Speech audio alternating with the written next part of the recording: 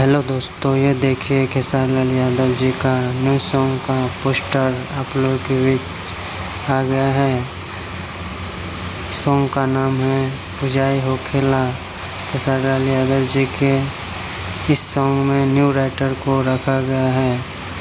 इसका नाम न्यू नागेंद्र यादव है और म्यूजिक आर्या शर्मा का है। आप लोगों को बता दें कि इस सॉन्ग का वीडियो डायरेक्टर पवन पाल जी हैं और इस सॉन्ग को कल रिलीज किया जाएगा। आज शाम तक आप लोगों के बीच टीजर आ जाएगा। दोस्तों, आप लोगों को बता दें इस सॉन्ग को खेसारी लाल यादव सोलो सॉन्ग गाए हैं। पिछले वीडियो भी खेसारी लाल यादव गाए थे सोलो सॉन्ग और इस वीडियो में भी खेसारी लाल यादव सोलो सॉन्ग गाए हैं। तो ये अपडेट आप लोगों को कैसा लगा मेरे चैनल को सब्सक्राइब करें। मिलते हैं अगले वीडियो में अगले अपडेट के साथ। धन्यवाद।